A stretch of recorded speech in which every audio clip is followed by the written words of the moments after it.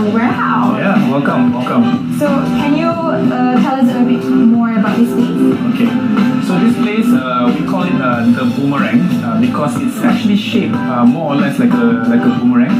If you open Google Maps, you'll actually see that. But our operation over here, we don't really call it a warehouse operation. Warehousing means items are stored for a very long time and it goes out as and when required. But our operation here today is actually sorting center. So as you can see, every lane is actually to different zones. So there's Kuala Lumpur 1, Kuala Lumpur 2, Selangor 1, Selangor 2, which represents the zone within Kuala Lumpur as well as Selangor. And all of these items are supposed to be delivered to those particular zones. So we have the Klang Valley on this end, on the right, and on the left is actually the outstation zones, whereby every day we will send them to our hub or another place like this, another sorting center in, say, Johor, another sorting center in Penang. So can we know more about your journey before the lorry? Okay, so really after my logistics company stint, where I worked as a finance, I actually went on to start this social networking app called Glocalize. It was my first ever venture, first formal venture into entrepreneurship.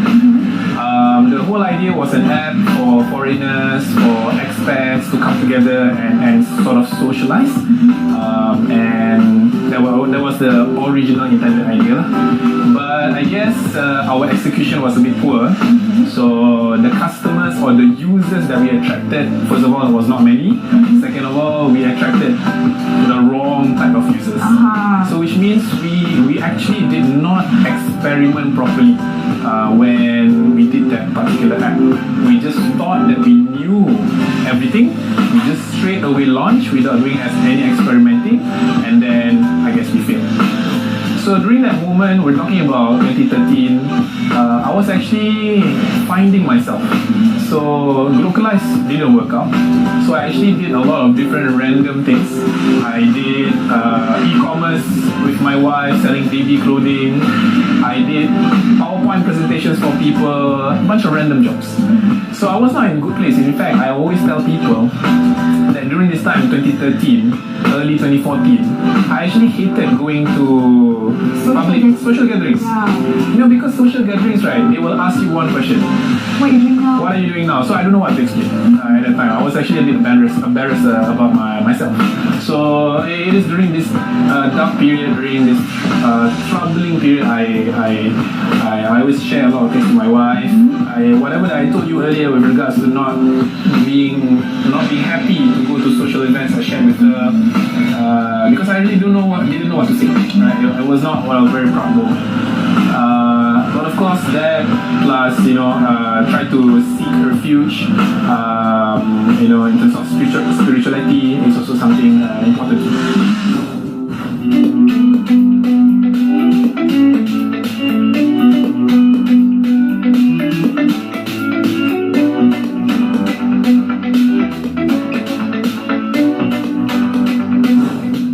Okay, so I have had experience all the while working in an MNC company, and I've been told it's a very different experience working for a startup company. Hence, I applied for this job. They liked me, and I got hired. I look at him as a very strong visionary leader. He knows where he wants to go, where he wants to bring this company to, and he has a very strong capability of directing everybody along with him, guiding with the right ideas and where we need to go, hence the reason where we are today. So I have been told he's a very good husband and a very good father. Of course, he's a little too young for us to look at as a father figure, but he has that bond that he can bring together as a family, and I think that is one of the reasons why he has become a good leader where everybody looks up to. What I learned, one thing from him, is how to realign my thought process as leading this company in the HR perspective to the current generation, because there is definitely a huge generation gap from where I am to where most of us are in this company, and it has made me younger in my thought process. So I am able to get this company together as a HR, and that is one of the biggest things he has taught me thus far. So in your opinion, what are the challenges when running a company? I think first of all, for budding entrepreneurs who are listening today, it's not easy being an entrepreneur. It's an emotional roller coaster. I always tell people it's an emotional roller coaster. There's never gonna be a stable period. It's either you're very very happy or very very sad. Okay. So first of all, expect that emotionally, mentally, your mental health is something that you need to take care of, right? So that's point number one. Point number two, in the early stages, hiring people will be tough. When I say hiring, it's to get people to work for you. You know, it's very hard and difficult to convince people to join your startup where there's basically no benefit, no bonus, no medical. None of that you can actually provide in the early days. And they can actually take their skill sets and what their experience and go to a multinational corporation where all of that is present.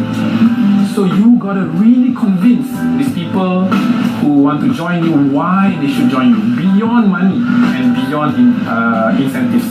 So that is very crucial, and it's a huge challenge for us entrepreneurs in the early days. You gotta be able to hire effectively and hire the correct people. Of course, at the start, you might even resort to hiring friends and family, right? Because you cannot hire strangers because strangers don't believe in you. So you hire friends and family. We actually did that. We hired friends of friends. We didn't hire family, but we hired friends of friends.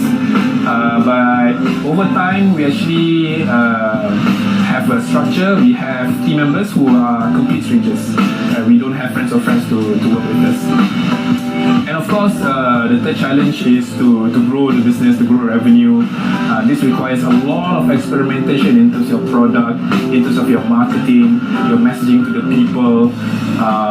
So all of this is activities that you need to experiment over time and try to get the right mix or the right formula. How does someone like Nade love to spend his free time? Does he have any interests or hobbies outside of his work? And what about his family?